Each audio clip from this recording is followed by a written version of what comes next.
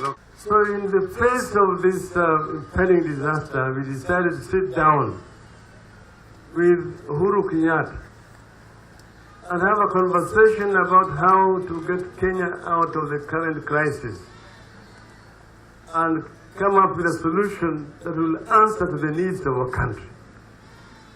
That's why we decided to come up with an MOU, which is all-encompassing. This is meant to unite the country, to build the bridges, to unite the people of Kenya. We want to come up with a solution that answers to our needs. Why is it that Kenyans have continued to be a divided people 55 years after independence? We have got one of the best constitutions today. We have got some of the best legal framework that's required.